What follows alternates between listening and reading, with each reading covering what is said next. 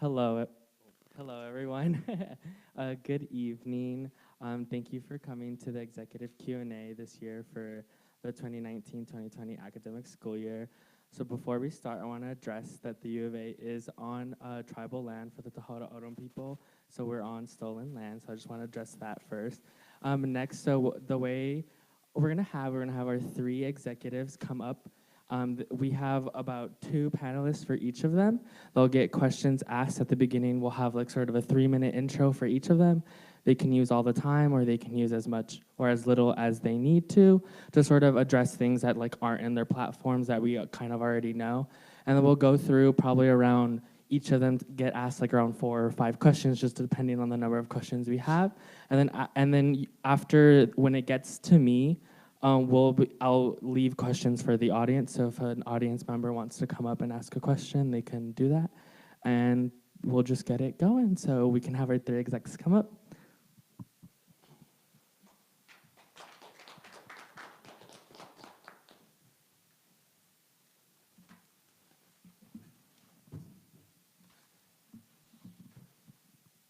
Cool, and we'll start with Kate and then go down the line. Okay, awesome. So hi everyone, my name is Kate Rosenstengel. I use she, her pronouns. So a little bit about me is here at the U of A, I'm a junior. I'm from the St. Louis, Missouri area. In school, I am double majoring and double minoring. So my first major is PPEL, which is philosophy, politics, economics, and law. My second major is global studies, and then I'm minoring in entrepreneurship and Spanish. So my eventual goal with that is I want to go to law school.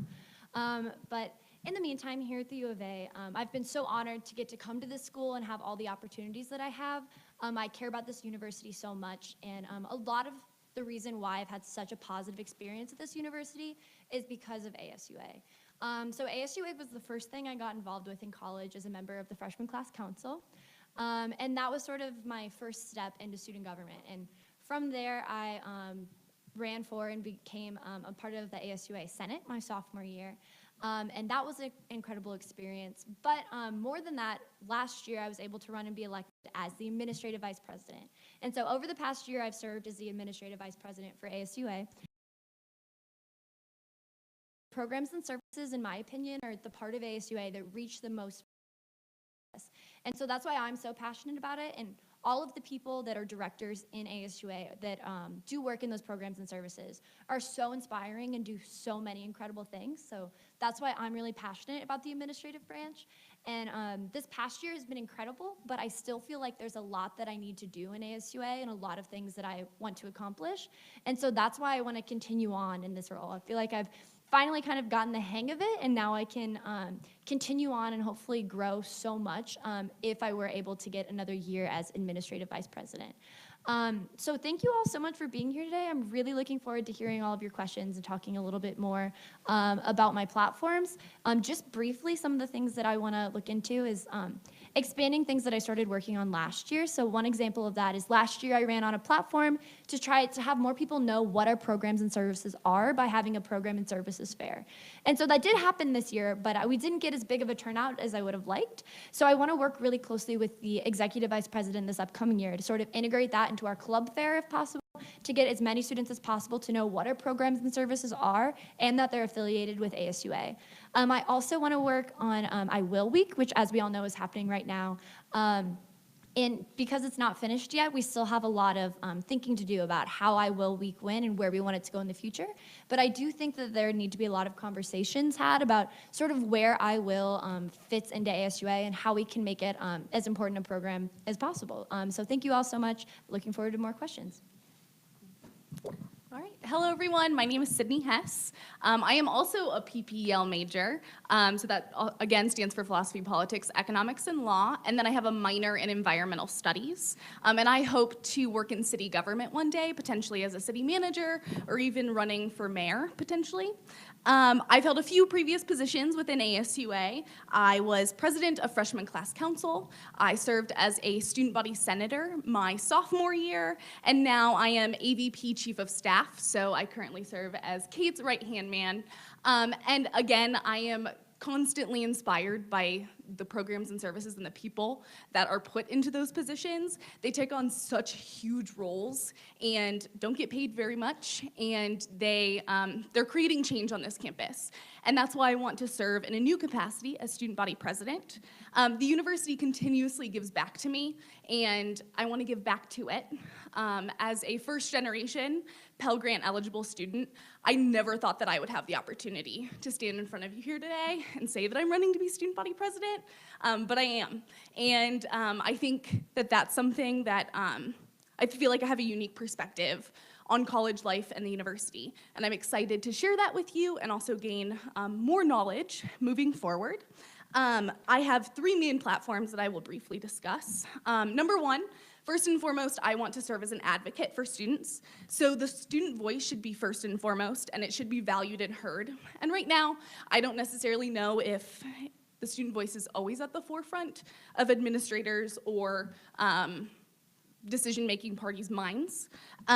So what I propose that we do is hold 2 public town halls per semester, and potentially having those within cultural centers if those cultural centers feel comfortable. I think that that's a great way to meet with students and really engage students within ASUA in a way that we haven't done before. My second one is community and civic engagement. So this relates to my goals moving forward as I pursue a potential career. I think it's extremely important as students that we are engaged within our city and our local governments.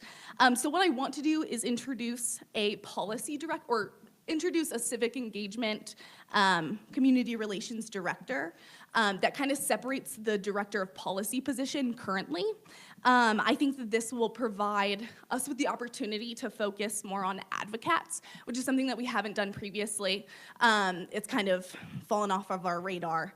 And I think that will give students the opportunity to go to the legislature and advocate for what they want to see change. And then also mental health awareness. So biggest thing, I want to change the stigma, and I think that is collaborating with CAPS, Active Minds, SHAC, all these different entities on campus to ensure that mental health is a priority, because it definitely is something that is a pressing issue for the entire United States. So thank you. I'm excited to hear all of your concerns and kind of address how I want to move forward this next year. All right. Thank you all for being here. My name is Bennett Adamson. I'm a junior PPL major with minors in Business Administration and Economics, and I'm running for EVP, Executive Vice President. So a little bit about myself. I'm currently the senator for the College of Social and Behavioral Sciences. This is my first year sort of in ASUA being involved.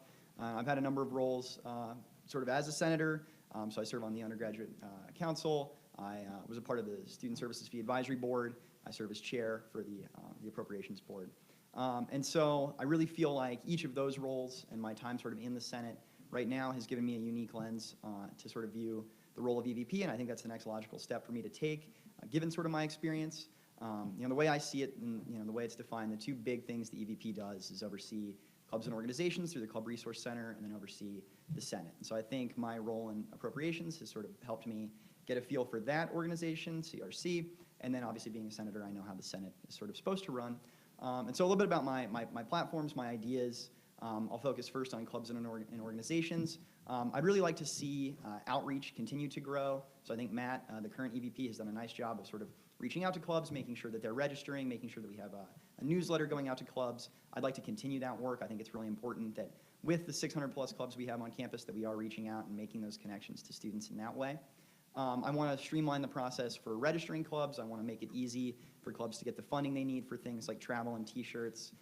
If possible, I'd like to see that become cheaper or free.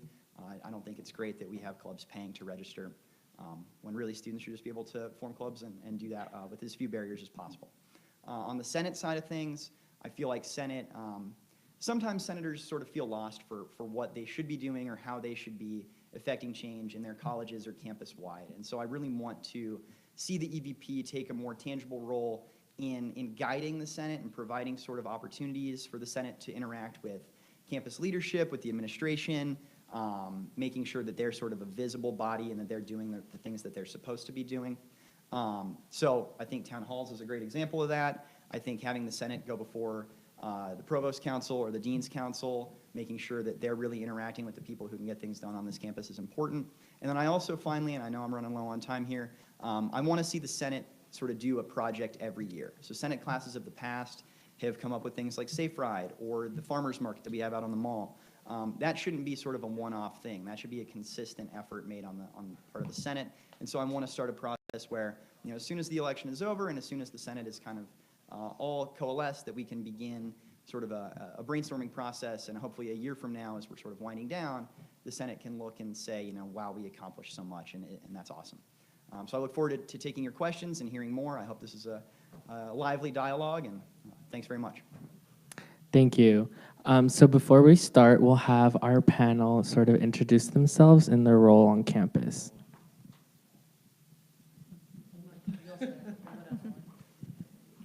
Hi, everyone. How are you? My name is Kendall Washington White, and I'm the Vice Provost for Campus Life and Dean of Students.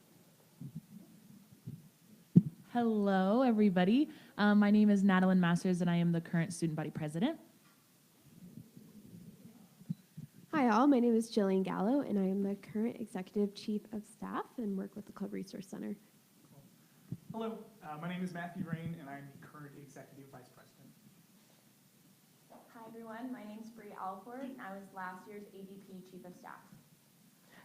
And I'm Marlon Freeman, as we all know, maybe, and I'm the Elections Commissioner. So we'll start sort of back at Dean Washington White, and then they will go down the line. All right. Thank you, Marlon. All right. So do I address everyone or just one person at a time? You can address one person at a time, or all three candidates, or specifically the presidential candidate. Okay. All right.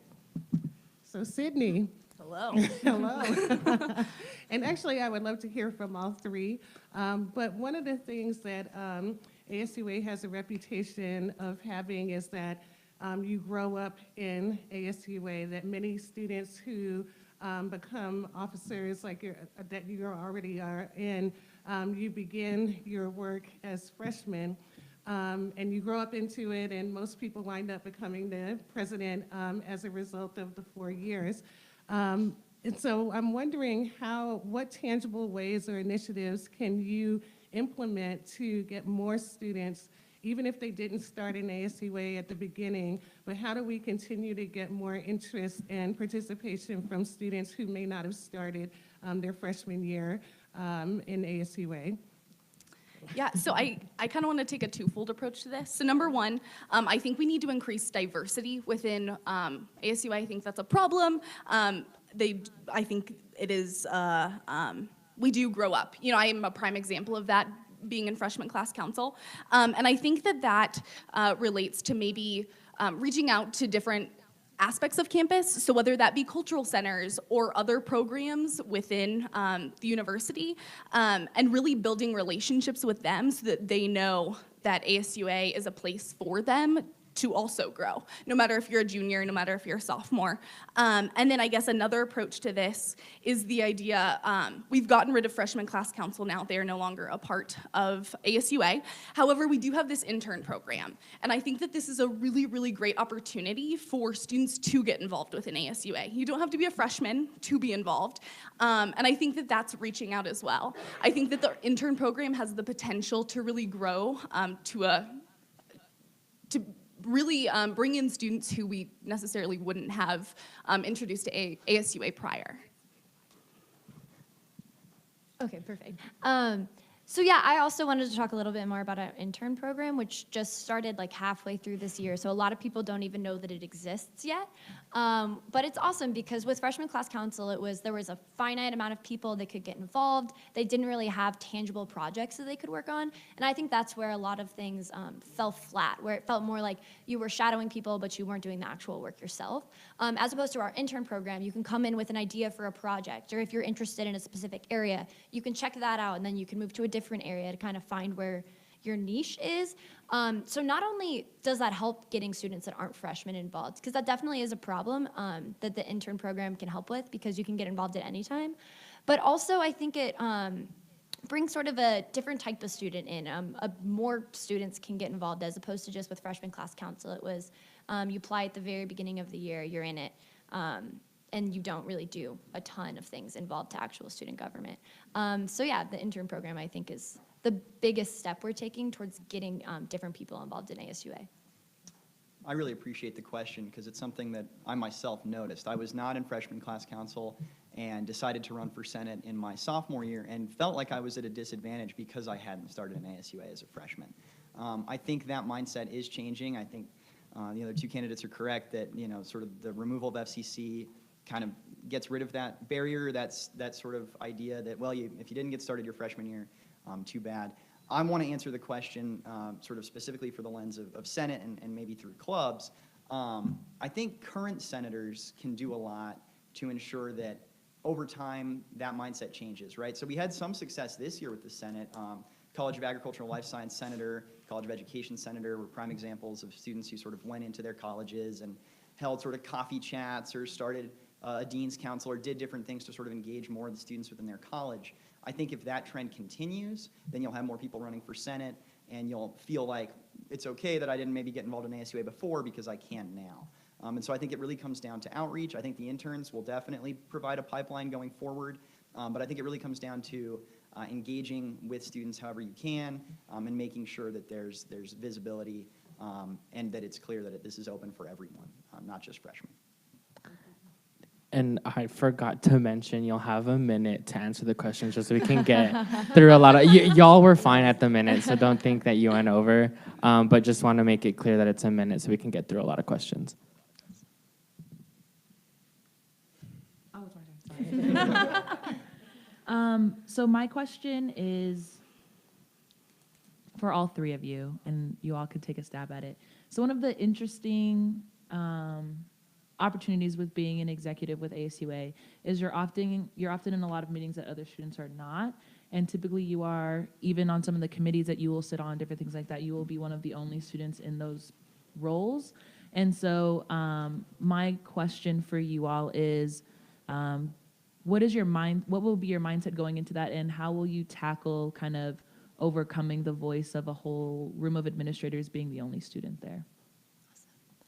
Can I start? Yeah, cool. Go ahead. Awesome. So I actually have kind of a story to go along with that. Since I have been in ASUA for a while, I've had that opportunity before. And so it was my sophomore year, whenever I was student body senator, I had the ability to sit on the undergraduate council. And at the beginning, I didn't talk a lot because I was kind of nervous. I was like new to being in committees like that, where I was the only student that was in the meetings. But one time, it was about halfway through first semester, there was a proposal that I didn't agree with that came up, and I took that opportunity to express that I didn't agree with it and why I didn't agree with it. And I was so surprised by how the administrators in the room reacted to me. Multiple came up to me after and they said, "I never thought about it like that. Thank you so much. I didn't realize that was the way the students thought about this issue." And that opened my eyes about how much power we actually do have as students. And so I think the answer to your question is to not just sit there and say, oh, they know more than me, because they don't know what the students think about, and that's why you're there. And so it's to put your voice out there. And in my experience, the administrators and other people that are involved in the university have been really receptive to that. If you're reasonable and you express what you feel and why you feel that way. I'll echo what Kate said. So I sit on undergraduate council currently, and my experience has been very similar. There's the subcommittee meetings and then the actual board meetings. No matter what, you tend to be maybe the only student there in a room of 15 or 16. So it can be intimidating when you're looking at a lot of faculty from all over campus who, are very well prepared and know a lot about university policy and have been around a while. And so you might feel like, well, I'm not sure that I can really object here because I might not have the full picture. But no, I have found the same thing, that as a student, if you voice your concerns, faculty and staff are incredibly receptive. And obviously, we're here to serve students first, so they will listen. So what I kind of take to heart in this new role as EVP is really, stick to your guns and be willing to speak up, because you're in that room for a reason. You're there to voice the concerns of students, and if you do so and you're brave about it, they will listen. I'm ready for that challenge. Yeah, I think not staying silent is a huge part of it. But also, when I walk into these meetings, I think at the forefront of my mind is supposed to be the student voice, right? Being the student body president, you're in a unique position where you get to walk into these meetings and sit there and be that student voice. And I don't necessarily think that administrators always have that at the forefront of their mind. So I think I'm going to sit in those meetings and constantly question them and myself about what are students getting out of this? What do students need? Constantly having that student focus in the questions that I'm asking or the positions that I'm taking on specific issues. I think it's just questioning what are students going to get out of this, and is this what they want? Thank you. Okay. So my question is going to be directed towards more Bennett and Kate. I don't know if you guys can hear me. So you're talking about like maybe like collaborating more, between the branches. And I was just wondering, like, how are you going to make it easier for those clubs that are reaching out to become actual programs and services? I know that hasn't really been talked a lot about before, but because there are these organizations that might be growing, it might be an asset to ASUA. How are you going to help streamline that process more? Perfect. So just to clarify, the question is how can we work with clubs to become programs and services? So I do think it kind of depends on the club because if we're being honest, I don't think every club would function well as a program or service. It just depends what they do and kind of, because I don't know, what I'm trying to say is it depends on the club because not every club would fit in well into our programs and services. But if they do and they express that they want to be a part of ASUA, you're right, we don't have a really streamlined process to doing that. And so it'd be looking at what it looks like to change our budget, change our constitution, change our bylaws, things like that. But it comes down to what organizations would want to be a part of ASUA and where they would fit best, I guess.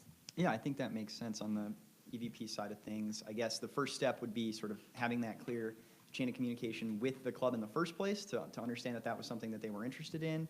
So I think that would probably come down to the Club Resource Center and making sure that that possibility is something that's discussed, whether that's with the club advocate or, director, whatever the case may be. But yeah, if a club, came forward that seemed like that would make sense to sort of fold them into ASUA in a more tangible, codified scenario, yeah, I think the Senate has the ability to amend bylaws. I would work with Kate to see sort of how they would fit into the budget, talk to our treasurer. Yeah, if the situation arose, I think we would be receptive to it. It would just be a matter of working out the details and making sure that that was a good fit. But I think we could totally do it. Can I take a stab at this? Sure. So actually, I've been working with Senator Christopher a little bit on the Campus Closet initiative that we're starting. And we did have a few challenges in thinking about how we were going to transition it from a club to a program and service. And there's a lot of funding issues, a lot of things within the budget, but I do think it's a feasible process. Katie went in with the intention of it becoming a program and service, and I think that this is, I think it's a great example, and if we are successful in bringing Campus Closet into the administrative branch or wherever we see it best fit, I think it could be a prime example of how we could do that for other clubs and organizations on campus. Awesome. So this question is directed for you, candidate Adamson. So of course, as you know, being on Senate this year, Senate has many different personalities, different folks who get work done, folks who don't. How do you plan on motivating those who just seem to be lacking in terms of their work, their motivation, and how do you plan on enforcing the strike system and helping folks stay on top of things? Certainly, it's a valid question. I mean, as I'm standing up here talking about sort of all the great things I'd like to see Senate do and accomplish, you have to recognize that there may not always be a Senate class that's super on board for that. I think part of it is sort of a shift in mindset. So I think oftentimes the sort of student who runs for Senate is already involved on campus, sort of views themselves as a leader, and wants Senate to be sort of their next step. They get into the role and then maybe feel like, well, I'm not really sure what path to take, or my initial platforms, it turns out, are not really feasible. I need to change sort of my approach. So I think it comes down to ensuring that senators view Senate as sort of their top priority, right? So that comes down to making sure that they know that their voices will be heard if they talk to administration, that they know that there are resources available to them to affect change in their platforms. And then you're right, if it comes down to it, enforcing strikes, enforcing office hours, and making sure that senators are held accountable. Thank you. Sorry, I thought you were just Okay, so my question is directed at Kate, but anyone is willing or can answer. So I've been in ASUA for a while. I'm a senior. I've been in ASUA since a freshman. I've attended this event all 4 years. And every time the words diversity and cultural centers are thrown around like buzzwords, yet I see very little change in improvement in either of those ways. We keep on saying that we're going to improve diversity by visiting cultural centers. I don't know if we're not visiting these cultural centers or if our approaches aren't working, but I feel like we've seen very little improvement. So what steps do you think you can take that will actually enact change within student government? Yeah, that is a great question. Thank you. So you're right. Every year it gets thrown out. We're going to go to the cultural centers. We're going to do this. We're going to go that. And in all honesty, I can say I've still never really been to a cultural center. So I think the first thing is following through on what we say we're going to do, and I have confidence that we can make that happen this year. But also continuing down the path of encouraging more people to get involved, but also like allowing people to get involved, if that makes sense. So yeah, we can post them on Handshake, but reaching out to other students that haven't been in ASUA and taking them seriously and valuing like what they have to offer, I think is a good way to go about it. But yeah, I think following through on what we say we're going to do, because I don't know if that's always happened in the past. I'll follow up on that. Sorry, Sid. No, you're Okay, good. Go ahead. Yeah, last week we had a Q&A forum with the cultural centers, and it was very clear to me that there is a little bit of a disconnect between what ASUA has historically said and done and what the cultural centers and resource centers would like to see ASUA do. And so I think all three of us would tell you that we learned a lot and have some things that we would like to implement. The large one that I think would be very easy for all three of us to do that would be appreciated and is a tangible step is to actually visit all of the cultural centers over the course of each semester maybe. And it came up that some of them would be receptive to maybe a lunch or an informal sort of discussion, and I think that's the sort of thing that we have a responsibility to do when we talk about engaging with students. Those are groups right in front of us who are willing and able to talk, and so if they'll have us, that's something I personally will tell you I'm going to take on, is meeting with all of them, and I think that's something we can all do. I echo the outreach initiative. I think that's extremely important. I learned an immense amount from the Cultural Center Town Hall. It was incredibly eye-opening, and I'm really, really lucky to be able to have that experience. I wish I would have gotten that experience prior to running for student body president. I wish I would have had that as a senator, or even within freshman class council. I think there's a problem that needs to be addressed. I also learned from the town hall that the diversity director position isn't necessarily where it needs to be. And I think I'm going to take it upon myself to really sit down with past diversity directors and really create a position that makes sense for both ASUA and cultural centers on campus. I don't think it's serving students necessarily in the way that it needs to, and I think we need to ask how we can better serve them with that position, because it's not doing its job. Awesome, thank you. So my question's specifically directed to the AVP candidate. So you stated last year that your goal was to hire a more diverse AVP branch. What steps did you take in implementing that in your hiring process, and how will you work to continue this trajectory towards a diverse AVP branch? Yeah, great question, thanks. The first step that I took last year was, before I was AVP in the past, a lot of the applications were only via like a Google form kind of thing. And so it was, you kind of had to know someone to get access to the application. And so this year it was something that happened all across ASUA actually. We started using Handshake instead of just having that Google form. And so in my opinion, that helps a lot of that to reach a lot more people that it wouldn't have reached otherwise, because it's not just word of mouth. Because now for director positions, we get people applying that have never been involved in ASUA before. They just want to get involved in campus, and they see it on Handshake. And so starting that, but also I think I could do a much better job at sending it out to people and making people aware that it is on Handshake, so they don't have to be looking for it to find it. So thanks. Definitely, thank you. And now I'll open up to an audience question if there's any for any of the candidates. Ooh, thank you.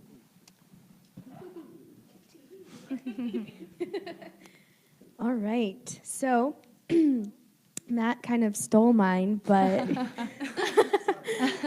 so this one is for Bennett. I guess I'll just, well, okay. So mine was, how do you feel that you will motivate students to be involved with the potential Senate projects and continue the momentum like throughout the year? I felt like I kind of started with a project at the very beginning of the school year and kind of lacked anybody in Senate really trying to help me out, you know? No, this is a great question. I don't feel like we're repeating ourselves here Okay. because I was running up against the time limit, and there was more to talk about when it comes to Okay, good. when it comes to really ensuring that senators are held accountable. So you're right. My hope is that we'll sit down at the start of the year and talk about projects and talk about ideas. I think it's important to kind of set checkpoints throughout the semester, throughout the year, to really make sure that senators are continuously held accountable. So some of that did happen this year, and you were a part of this, which was sort of one-on-ones and quarterly reports and semesterly reports. I think that's fine and good. I would maybe like to see a little bit of a step back to the way office hours used to be held, where you're not so much just filling it out yourself and sort of it's an integrity and a trust thing. I would maybe like to see some verification. So a certain number of in the office hours, or some sort of CC me on that email that you said you sent to the dean, or whatever it is. I think oftentimes senators want to be there and want to do well, and you sort of start slipping, and then it's a slippery slope into losing momentum on your project. So I think really it'll be my job to be just sort of dogged in continuously checking up on senators and holding them accountable through things like office hours or reporting your hours, things like that. And then I guess that kind of piggybacks off of the previous question, but in general, like overall accountability and how, give some specific examples of how you plan to keep the senators accountable. I feel like this year, well, just in general, being a senator is a privilege, and you have a seat at the table, and you're able to meet with all of these leaders and have a say in different things. And I feel like sometimes people abuse that power and don't attend their office hours, they don't attend meetings, etc. And it's kind of disheartening. So what are some specific examples of how you feel that you can keep senators accountable? Absolutely. Well, in the long run, my hope is that as Senate becomes recognized as a more significant legislative body and more effective, that then you'll get a larger sort of pool of candidates every year, right? So that, and we won't have this situation again where most of the seats kind of go unopposed.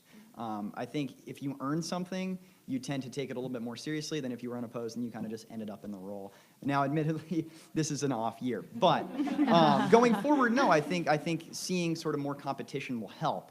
And then I also think making sure that senators are aware of what they can do. I think we had several senators this year who faded out because they felt like, oh, I'm not really sure how to make my platforms happen, and I'm just going to kind of phone it in. So starting at the beginning of the year with meetings with administration, meetings with faculty, really kind of connecting the dots so that senators don't feel aimless as they're coming in and trying to affect change. They know the person to go talk to. They know the entity on campus that can get them funding, whatever the case may be. I don't want senators to feel as sort of not sure what to be doing.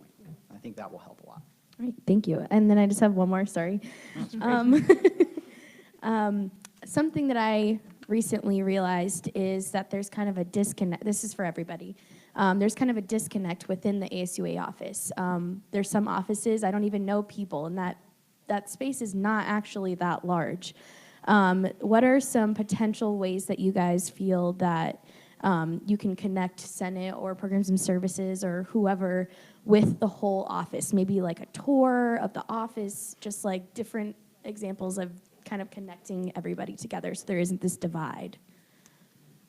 Yeah, so I think when we all work as a team and we're one office and we're not the cabinet and the executive branch and the administrative branch, I think we work more effectively.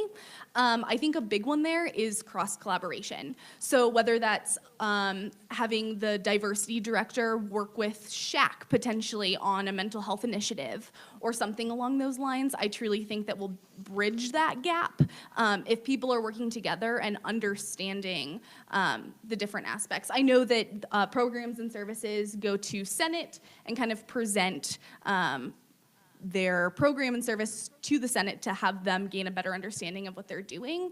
But I think that we should do that with the cabinet as well. I think that will help build an understanding of what we're all doing and why we're all here, and just a better appreciation for one another, and I think that will build morale. Yeah, so I think the place to start at this, and we did this last year, but I think we could improve upon it a little bit, is at the ASUA retreat, which happens at the very beginning of the year, to make sure people aren't just sitting with the people that they know from their area, to mix people up, make sure that they mingle a little bit. I think that's a good place to start in the beginning of the year, even just like that initial introduction so that people know each other. But then moving forward, I think that's a lot of that is kind of our job, to make sure the people in our areas know what the other areas of the office do and how they can utilize them. So I've seen that a little bit this year with like, if I'm going to Senate, I'll challenge them to write a resolution about something one of my programs are doing. Or if one of my programs, I think that they can work with Senate, as we've done a little bit in the past, encourage them to go to Senate to talk to them about what they're doing. And so I do think part of that is our job, is to make sure everybody knows, first of all, what ASUA does and how the different areas of our office function, but also how they can sort of become intertwined. So I'll add on to that. The times where we have had a program or a service or some other ASUA entity come to the Senate, those dialogues have been great. Those discussions have been really useful. We've gotten a lot done, but that hasn't been the norm. So one of the things I would like to see happen, the Senate always does a call to the audience right at the start. Does anybody have anything they want to say, any questions they want to ask, whatever? And that's not always used. Oftentimes, the only people at the Senate meetings are senators and maybe if we have a guest speaker. I would like to see Senate meetings made more sort of public, maybe announce them more broadly so that people do feel like they can come and engage and have a say. I think that will help. And then, yeah, I mean, having sort of more collaboration between programs and the other branches, whether that comes down to maybe doing another retreat in the spring. It doesn't have to be as big as the one in the fall, but sort of another opportunity to touch base, whether that means having more guest speakers come into the Senate or saying, let's set up a semester-long calendar and have everybody try and kind of meet with somebody else at least once over the course of the semester. I think things like that will be really helpful. Thank you. And then we can start back up at the beginning. All right, so this question is for you, Sidney. So one of the things that I've been trying to get our senior leaders to do over the years, in my experience, is that our leaders don't tend to speak with you all until it's tuition setting time, and it's kind of at the last minute that our leadership engages with our student body president in particular. And this year, I spoke with the interim provost and said, we need to change this. And whenever we have new officers elected in, that we should have an immediate orientation so that, and the biggest issue for me is so that you all learn about the budget and how the university works. And so the provost has made a commitment to make that happen for this year. So the budget is huge, but you have this opportunity. And what other topics of importance do you think should be included in that orientation? Because my focus is on the budget, but I know there's a lot more. You can ask Natalie. There's a lot more. But and Sidney, it's primarily for you, but I would love to hear from all of you because I think all of you should be a part of that orientation. So throw them out there. What ideas and what topics? So interestingly enough, I'm in this UA Traditions and History class that's put on by the Alumni Association, and the provost actually came in to speak with us, and I introduced myself afterward. I was like, I'm running for student body president. And we did talk about that orientation. So he wants to bring in all of Senate as well, potentially, to facilitate that discussion. I think a few other things that we definitely should talk about are big projects like the Student Success District or the Honors Village. I think it would have been very important for students and especially student leaders to be a part of those that decision-making process. I recently took a tour of the new rec center, and something that I noticed was the CAPS. So I'm exceedingly happy that there is more facilities for CAPS being put into the new rec. However, I'm not too keen on the location of the facilities within the rec. They're on the second floor. You have to walk through the main entrance of the rec, and then you have to take a right to go onto the elevator up, and then you have to walk some more to get to the office for CAPS. And I think that would have been a really, really important discussion to have. As a student who has used CAPS, I don't want to walk through a rec with a bunch of gym rats, as I'm going out to seek mental health counseling. So I think definitely big projects are a huge one because they affect all students, and our tuition is being used for that. Yeah, and adding on a little bit to that on kind of a similar vein is just general changes that happened in the university. I know, so I'm a member of Arizona Ambassadors or tour guides, and it's pretty frequently, I feel like someone from some office in the University of Arizona will come in and tell us about some changes that's going on that we're supposed to advocate. And so many times, so many of us are in the room, we're like, what students knew that this change was happening? Where did this come from? And I think to talk about those with student leaders before it gets to that point that it's being talked about on our campus tours is really important, and so I think that's a good place to start.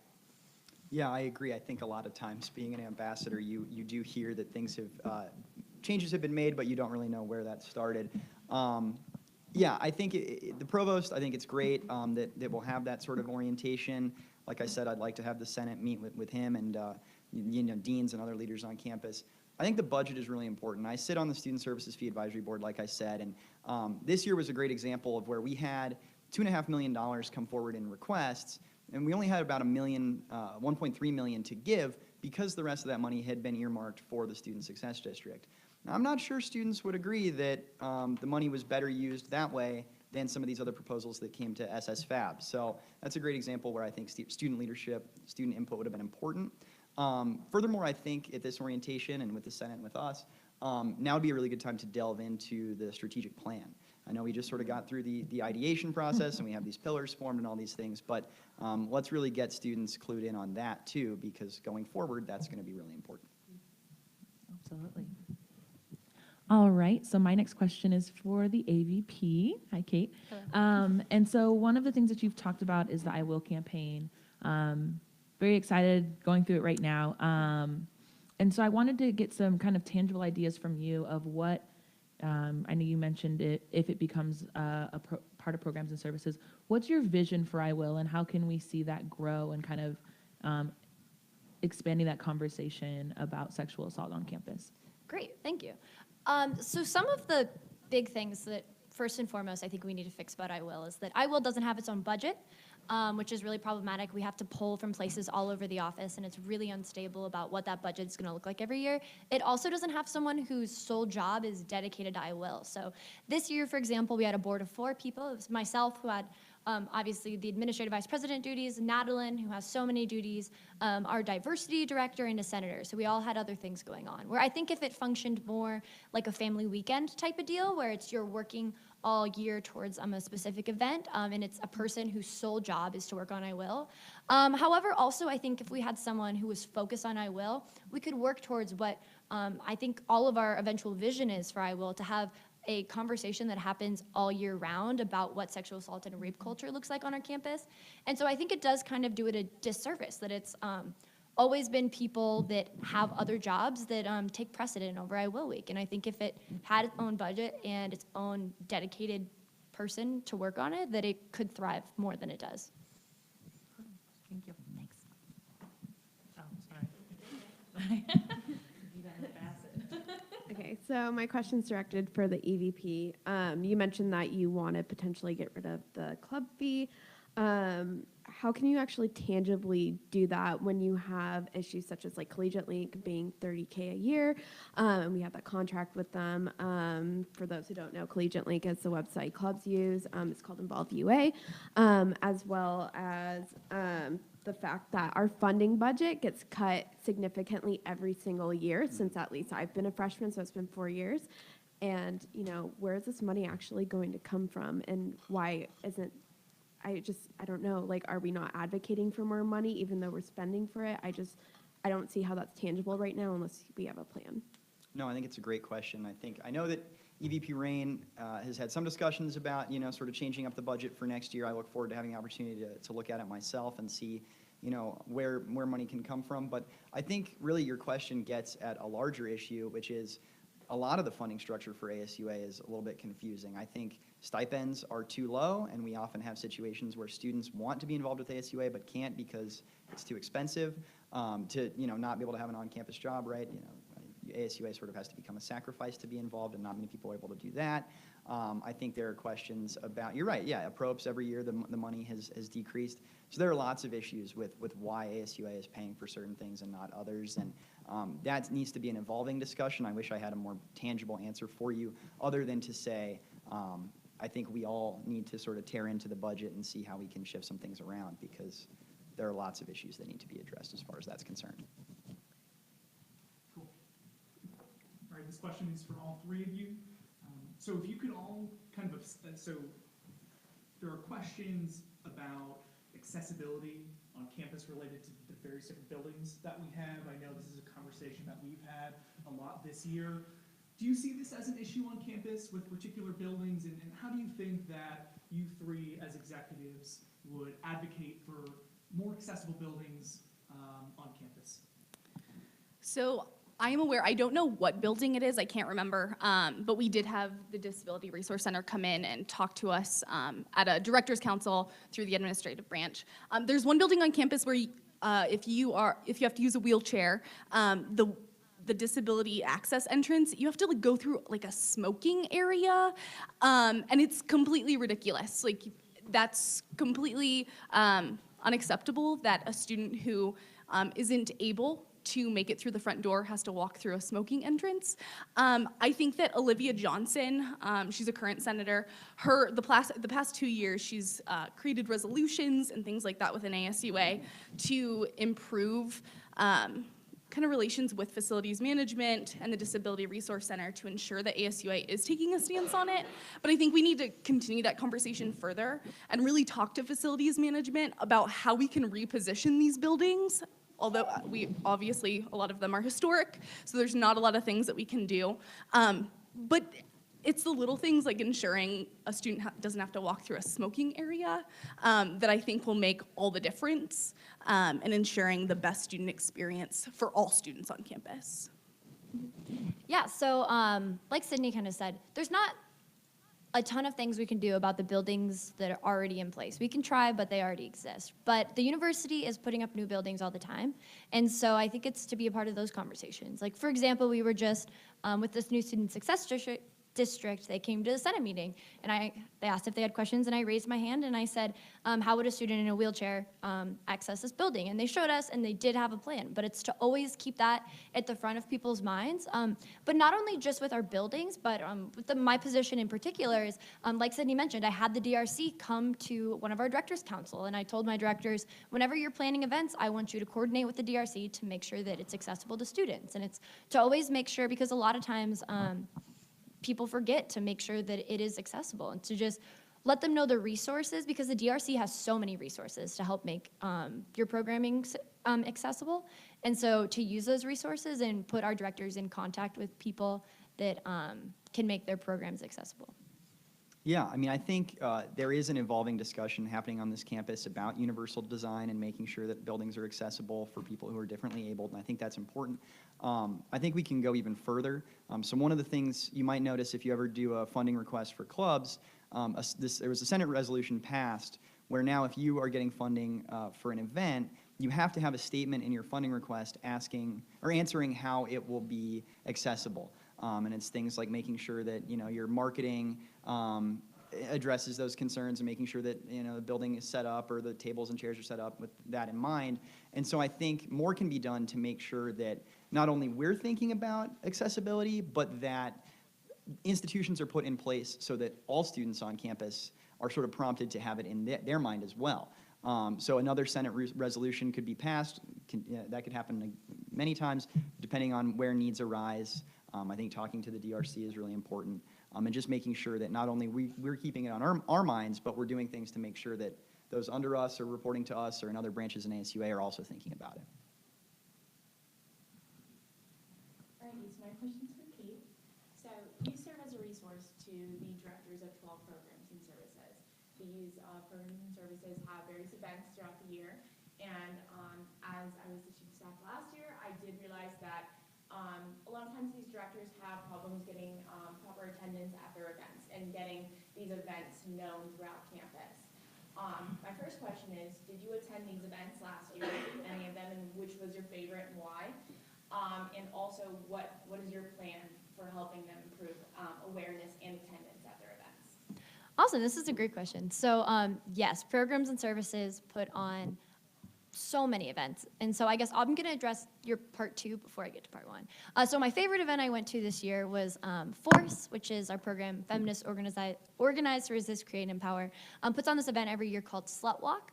And it was a moment that I was so proud to be involved with our administrative branch because even though we do sometimes struggle with attendance, not at the Slut Walk. There were so many people there, and we had the entirety of the Rialto Theater talking about female empowerment, talking about what sexual assault looks like. So that was one of the moments that I was most proud to be involved with our administrative branch. So not all of our programs do struggle with attendance, but some of them definitely do. And so I think that's a time whenever we can all work together with our different branches. So I think part of it is that letting other parts of the area know what programs we have going on so we can. The first step is to get people from other parts of ASUA to come to our events. But then also, part of cabinet is marketing and public relations. So utilizing marketing and public relations. I have so many programs that are like, I don't know how to make a flyer, and they'll just like try to put something together and it's not their forte, which is fine because it's not my forte either. But we have people that are really good at that. And so to utilize the fact that we have people that know how to work Photoshop and things like that, so that we can try to get more people at these events. Awesome. We talked a lot about diversity, but I think it is a really important issue, so I'm going to ask another question about it. For sure. So the programs and services have diversity built in them. Mm-hmm. You have an LGBTQ plus center and various other forms of diversity in your programs and services. Yet we still don't see those directors running for your positions. They run for the directors of their respective center, but I think that is proof that they don't feel like they have a seat at these positions. Mm-hmm. So why do you think that is, and how do you hope to improve it?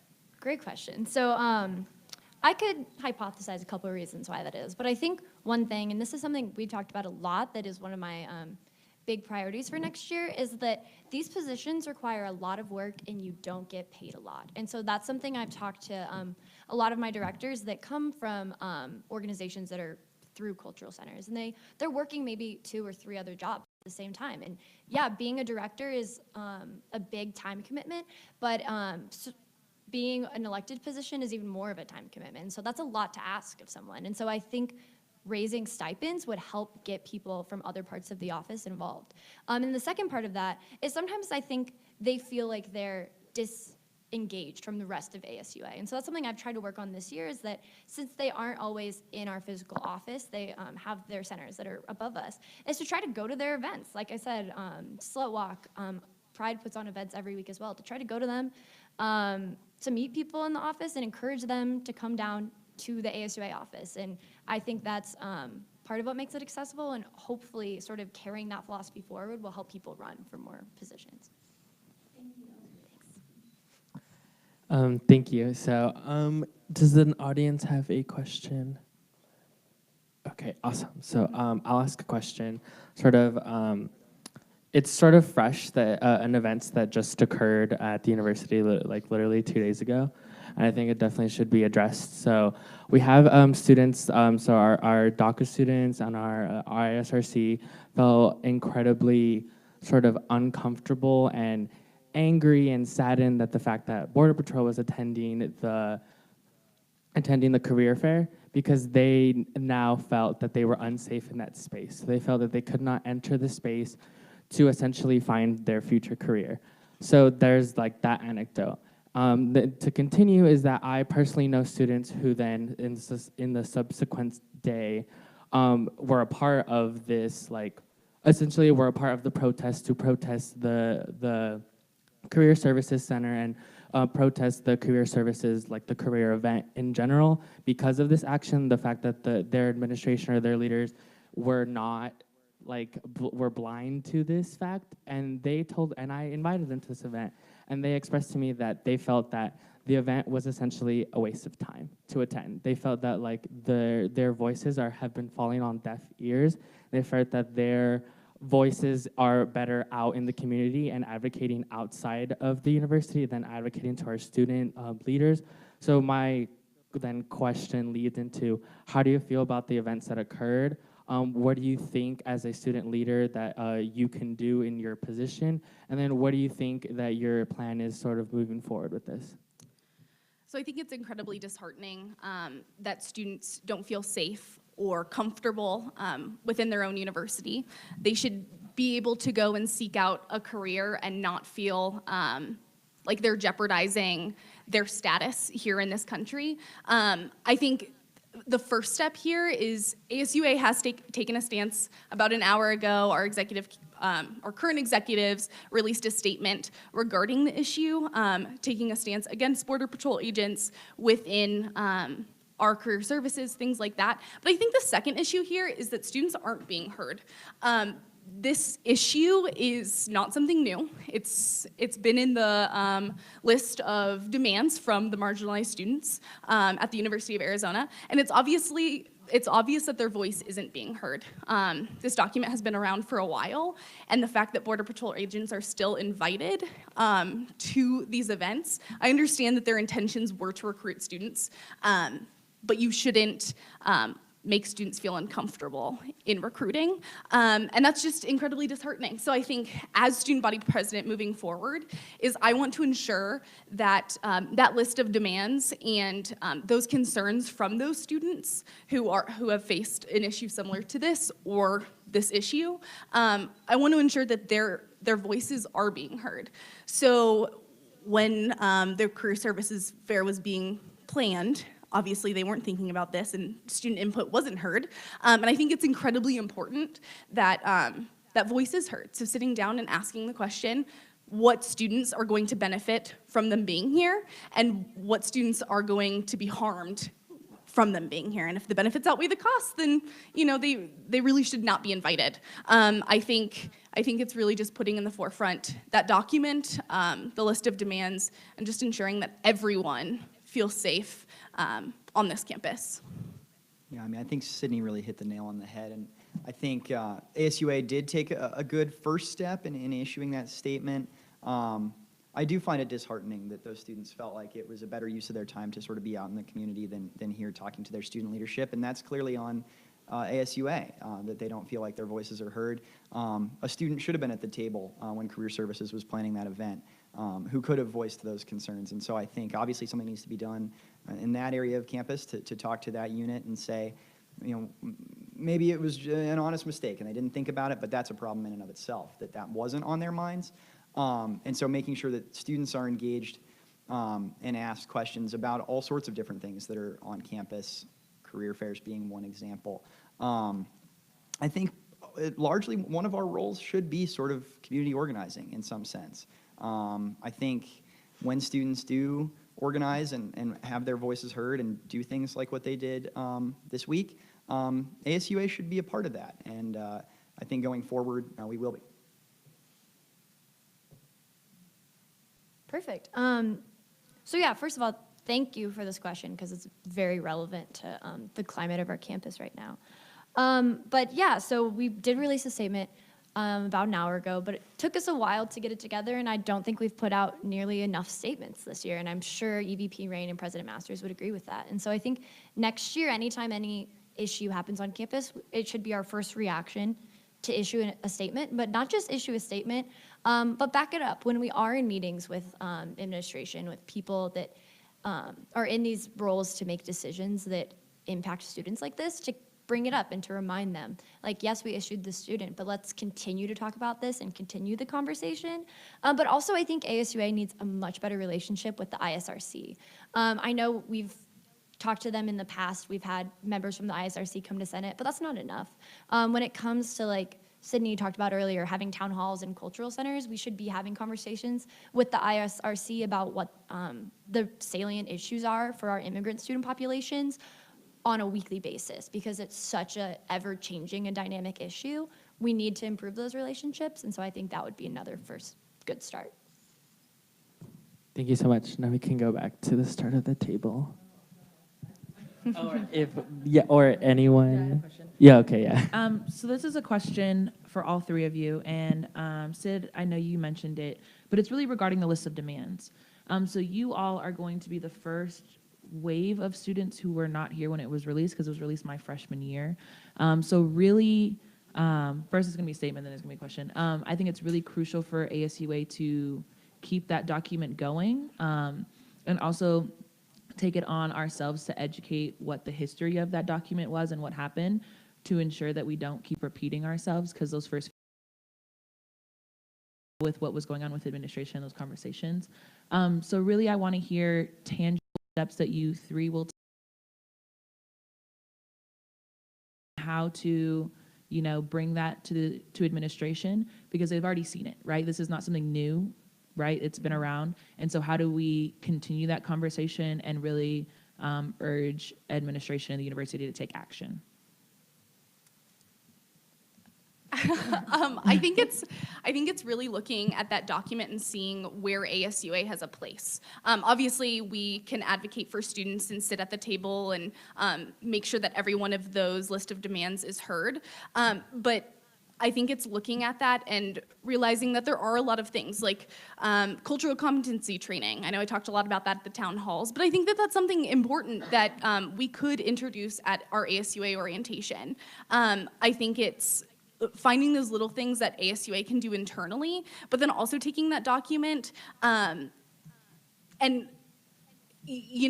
when you're sitting down with those administrators or those policymakers or whatever, you're really ensuring that that document and the history and the intentions of that document are at the forefront of administrators' minds. There's a lot of things on that document that are very commonsensical, a lot of things that probably should have already happened, and I don't really know why they weren't. And I'm honestly excited to really sit down and see what improvements can be made, because some of them are really, really small that I know can be made, and as long as we're continuing to get those voices heard and allowing those students who have been invisible for quite a long time to have that seat at the table, even maybe alongside us, I think is incredibly important. Just remembering that there's a reason that that document was produced, and I think until all of those demands on that document are completed, students aren't having the best student experience here.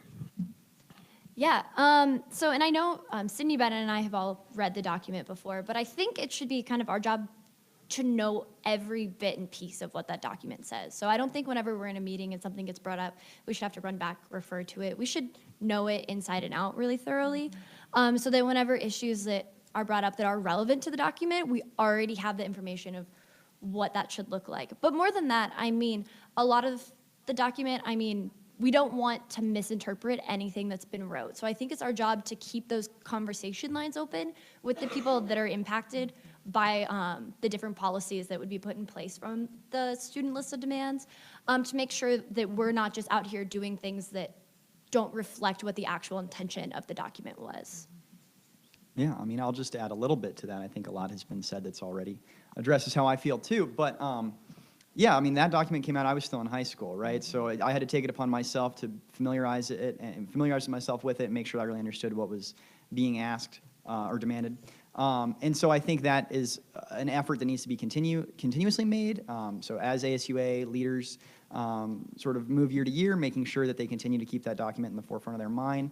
And then I think, yeah, largely we talk about sort of wanting to advocate for students and hear their voices. Well, there's a document that was produced that was pretty specific. Here's what we want. Here's what we're calling for. So yeah, making sure that it's something that we're aware of, thinking about, and then acting on in the appropriate way and with the appropriate intention, and knowing it forwards and backwards. I think Kate really hit the nail on the head there.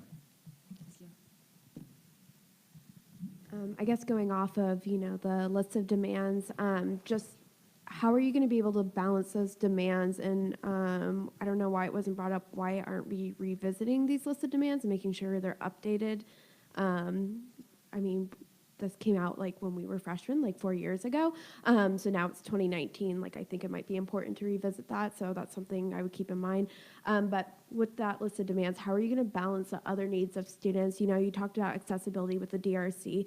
Many buildings on campus, are in millions and millions and millions of dollars of needs of actual renovations. So how are you going to balance the needs of the list of demands, the needs of the DRC, and then the needs of other students on campus? And how are you going to balance that, beyond, I guess, like your role in just like EVP, AVP, or student body president?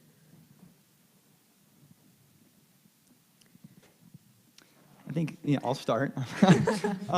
Yeah, I think you're exactly right. The reason there was that momentary pause is because I think we're all grappling with the fact that, yeah, there's a lot to keep track of and a lot to do. We all recognize that, and no, I don't think anybody could stand up here and tell you we're going to get everything done across sort of all areas of campus. I think, oftentimes when it comes to speaking with administration or talking about plans of action, you look for areas where they'll listen, and you kind of need to attack those, right? So zeroing in on what are the things that are easier to accomplish or that people will be more receptive to, making sure that we sort of target those specifically at first. And yeah, you're right. I mean, we're going to have 1 year to accomplish a lot, but really targeting those things that are attainable, realistic, and that, you're right, have the broadest impact for, the most students possible. I think we have the ability to plant the seed. As Bennett said, we really do only have 1 year, but we have administrators who have been here for 25 years. As long as we're planting that seed and as the years continue and ASUA stays strong, how things are going to happen is if we continue pressing. This document is now you all are aging out, but it's important that we don't forget about it. I think it's really just ensuring that you're still bringing it up, you're still continuing the conversation. Administrators have a lot going on, just as students do, but it's really important that you're continuously bringing up all of these problems, because there are a lot of them, and students are affected by so many different things, and it's our jobs as executives to know those problems and to ensure that in every meeting, whether and finding where it's relevant to bring up those concerns. Yeah, and I also think that if we are lucky enough to all take office, which it looks most likely like that will be the case, to have a plan of attack, to know, not just get into our position and to say, yes, we're gonna solve all of these problems, but then not have any idea of what problems we want to solve immediately. Because like Bennett said, there are some things that are going to be easier to fix, and then there are things that are a breach, that are going to be goals, and we don't know if we're going to be able to accomplish them. To have sort of a plan of what we can do and where to start, and then move from there and start to accomplish bigger goals throughout the course of the year. So yeah. Awesome. So presidential candidate Hess, this is for you. So it's often said, or often a question asked of United States presidential candidates, what are you going to do your first day of office, your first legislative priority? So for you, on that first day, sitting in the office, May 2nd or whatever it is, what is that first thing that you're going to attack on that day, that first email you're going to send out? Wow, that's a big question. I think it starts with hiring. I truly think that building a team is incredibly important, because I don't think if, as I said previously, I think if we have a group of people that don't necessarily get along or aren't working together as one, I think it could be detrimental to the success of ASUA or cabinet. I think it's really sitting there and finding ways to reach out and hire people that maybe haven't been involved in ASUA, thinking about the intern program again, and really how we can bring those people in to ensure that ASUA has the best representation of the entire student body, because obviously we don't represent the entire student population, and that's sad. But I think as student body president, I have the opportunity to build a team that does, and I'm incredibly excited about that. Awesome. Do we have any more questions from the panel or the audience? Okay, so I think to sort of wrap up, if you would, pretty much as time as you need, but I've sort of give us, each of you, one last final message for the student body in understanding that like you are uncontested and that you may not represent all students. Sort of speak to that and sort of leave us as students, as like voters, essentially like what, like why are we voting? Like why should we go out to the polls on March 25th and 26th from 9 a.m. to 8 p.m. at elections.asua.arizona.edu on why we should do that. Okay, I can start. So I guess to begin, so this past year being in ASUA has been really awesome, but I think a lot of what I was learning was just sort of learning how to have the position. And now that I know I know the scheduling, I know how to make the meetings, all of that, I think it's really an opportunity to push so much further and accomplish a lot bigger things. But with that, I will say it is very disheartening that all three of our positions are going unopposed. And I sincerely hope that this doesn't happen again for ASUA.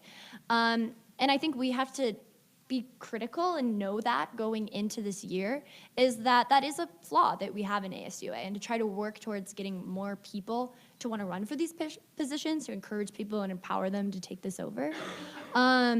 And although, yeah, you're right, as was discussed extensively in the town hall, we don't understand what every student at the University of Arizona goes through.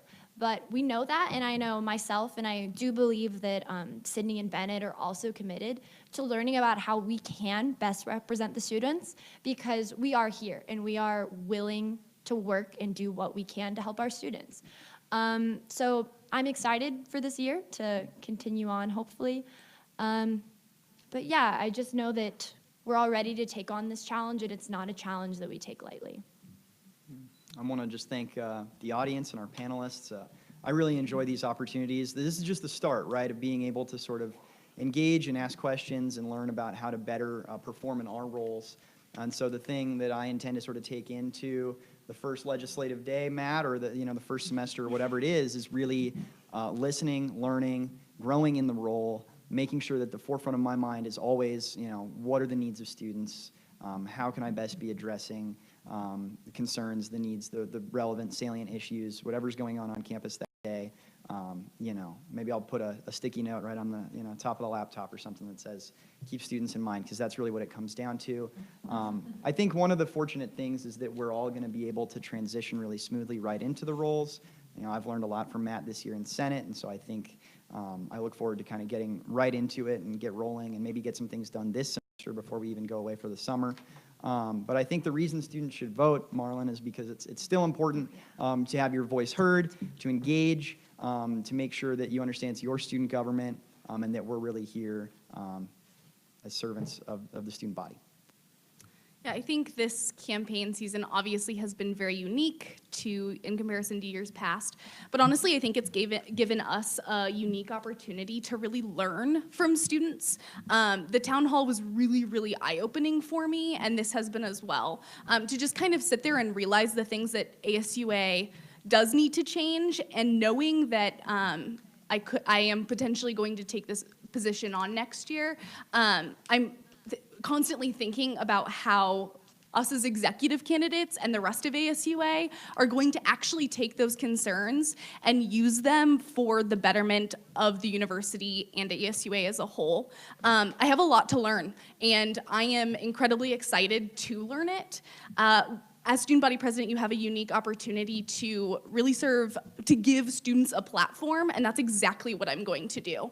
I want to give students the ability to have their voice be heard, and I think we have found a few ways that we're going to do it. I'm excited to sit down with Bennett and Kate and really figure out how we're going to take all of the things that we've learned during this season and apply them tangibly to ASUA and make it better. I think that this next year is going to be great and a lot of positive changes will be made. And I look forward to hopefully being your student body president elect within the coming week. All right, thank you so much. Let's give a round of applause.